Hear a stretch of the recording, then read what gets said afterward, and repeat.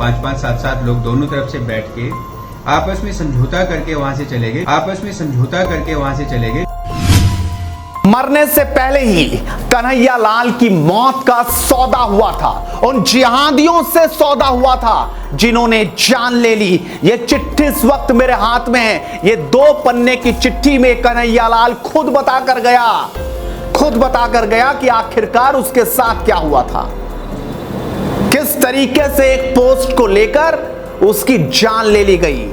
आज पुलिस की जुबानी हम आपको सुनाएंगे कैसे अगर उस वक्त पुलिस जाग गई होती, अगर उस वक्त संजीदगी दिखाई होती, जिस वक्त कन्हैया लाल की दुकान के चक्कर काट रहे थे वो जिहादी, जिस वक्त उसका पड़ोसी जिसका नाम नाजिम है, जब वो रेकी कर रहा था, तब अगर पुलिस संजीदगी दिखाती तो शायद आज कन्हैया लाल जिंदा होता।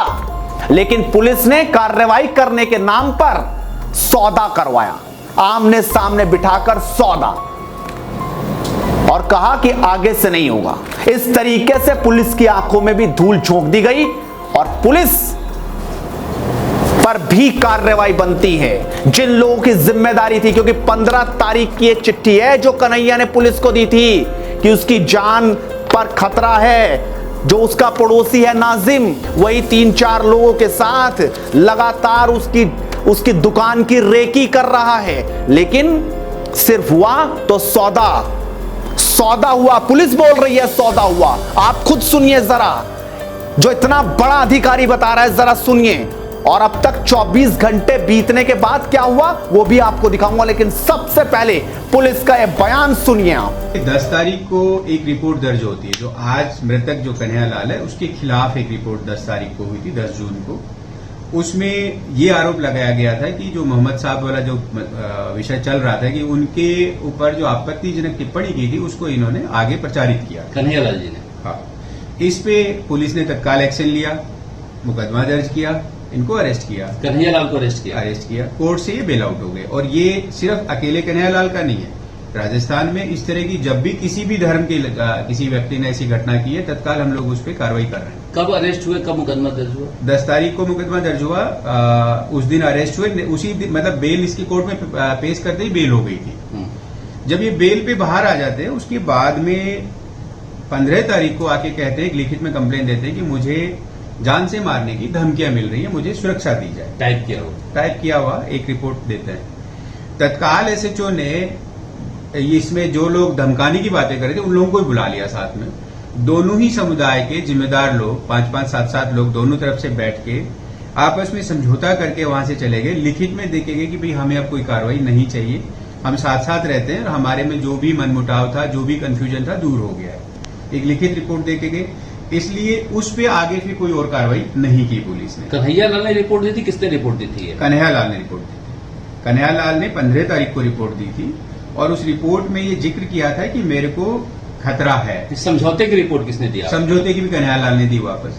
वो इनकी हैंड रिटन है, मैं आपको दोनों रिपोर्ट भी दूंगा। उसमें जो लोग उस दिन आए थे इसमें साथ समझौता कराने, उनसे भी आज मैंने एसपी से कहा था कि उनसे भी बुला के एक बार पूछेंगे जब इस तरह से समझौता हो गया था फिर ये क्यों हुआ ऐसा।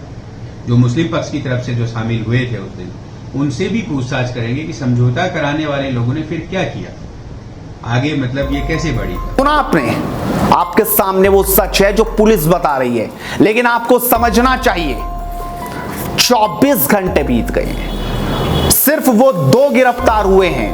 वो आतंकवादी जो हैं वो दोनों गिरफ्तार हुए हैं, बाकी अब तक कुछ नहीं हुआ।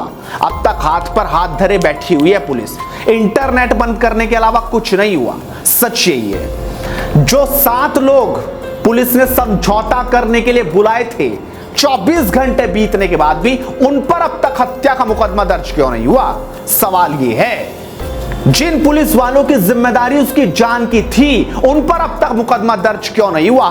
ये सवाल है। और गहलोत जो बोल रहे हैं, जो कह रहे हैं, वो जरा सुन लीजिए। सबसे ताजा बयान आपको सुनना चाहिए, आपको समझ आएगा कि आखिरकार किस कदर बेबस नजर आ रहे हैं मुख्यमंत्री साहब। तो बहुत घटना जघन्य है। मैंने कल भी कहा कि जितनी निंदा करे उतनी कम है। और हमने इसीलिए एसआईटी घोषित की है। एसआईटी ने अपना काम शुरू कर दिया है। कल रात से ही रात को ही गठन कर दिया उसका। और अभी मैं जा रहा हूँ, जाते हम लोग लॉ एंड ऑर्डर को लेके भी मीटिंग कर रहे हैं। और ये जो खबरें आ रही है, जिसने मारा है, उनके क्या प्लान थे, क्या षड्यंत्र था, किससे लिंक है, राष्ट्रीय अंतर्राष्ट्रीय कोई ऐसी एजेंसी है क्या जिससे लिंक है, वो तमाम बातों खुलासा होगा। तो इसको हम उस गंभीरता से ले रहे हैं कि घटना कोई मामूली नहीं और ऐसे हो नहीं सकती जब तक कि इसका कोई अंतर्राष्ट्रीय या राष्ट्रीय स्तर पर कोई जो ऐसे रेडिकल एलिमेंट है उससे लिंक नहीं हो, तब तक ऐसी घटना होती नहीं है। ये अनुभव कहता है। उसी रूप में इसकी जांच पड़ताल शुरू की गई है। सुना आपने, ये मुख्यमंत्री की भाषा है, मुख्यमंत्री का बयान है, लेकिन एक लाइन इस चिट्ठी में बहुत कुछ कह रही है। वो सब चुपके से नहीं हुआ था।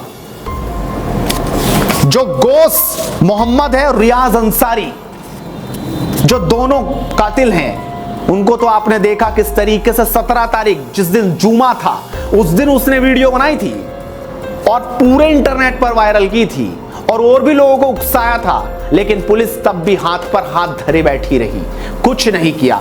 लेकिन इस चिट्ठी में एक लाइन बहुत कुछ बोल रही है, यानी ग्रुप के अंदर उसकी मौत का सौदा चल रहा था। ये आप देखिए, साफ तौर पर कन्हैया लाल ये लिख कर गया है, नाजिम व इसके साथ अन्य 4-5 लोगों ने मेरा नाम, फोटो उसका और समाज ग्रुप में वायरल किया है। समाज ग्रुप, आप समझिए, इस ग्रुप में वायरल किया, फोटो भी और उसका नाम भी वायरल किया है और सबको कह दिया है कि ये व्यक्ति जहां भी दिखे ना, जहां भी दिखे इसकी जान ले लो। लेकिन बेबस पुलिस कुछ नहीं कर पाई। बेबस गहलोत अभी भी सिर्फ तमाशा देख रहे इंटरनेट बंद करके। आखिरकार वो 7 लोगों पर कब मुकदमा दर्ज होगा, ये सवाल लगातार पूछा जा रहा है। और गुस्सा इस वक्त सोशल मीडिया पर किस कदर है आप देखिए, एक आध नहीं, हैशटैग से पटा हुआ है सोशल मीडिया। ट्विटर पर ट्रेंड है इस वक्त। देश की इस घटना को हर कोई देख रहा है और शर्म आनी चाहिए राजस्थान सरकार को। आखिर किस तरीके से एक आतंकवादी घटना हो रही है। अगर एनआईए वहां पहुंच रहे तो ये आतंक की घटना है और पुलिस समझौता करवा रही है। यानी सिर्फ वो 2 नहीं थे, उनके साथ और भी लोग थे। इस नाजिम को अब तक क्यों नहीं उठाया? और एक तस्वीर अगर मैं आपको दिखाऊं तो आपको हैरानी होगी कि किस कदर बेबसी नजर आ रही है। देखिए, ये तस्वीर देखिए, ये है पुलिस गई थी वहां, लेकिन क्या हुआ इनके साथ ये भी देख लीजिए। दावा किया जा रहा है कि ये उनकी गिरफ्तारी के बाद गए थे यहां पर और गुस्सा दिखा दिया उन्हीं लोगों ने। अब सवाल ये है कि आखिरकार पुलिस वो लोग जो समझौते में बुलाए थे, जो सौदे में बुलाए थे, उन लोगों पर संगीन धाराओं में केस दर्ज कब होगा, उनकी संपत्ति कुर्क कब होगी, उनकी संपत्ति पर बुलडोजर कब चलेगा, यह सवाल लगातार देश पूछ रहा है, लगातार बात हो रही है और सोशल मीडिया के जरिए लोग अपनी आवाज को बुलंद कर रहे हैं। आप भी अपनी राय रखिए, आप भी बताइए आखिरकार इस घटना पर किस कदर एक्शन हो और साथ ही जुड़े रहिए हेडलाइंस इंडिया के साथ। नमस्कार।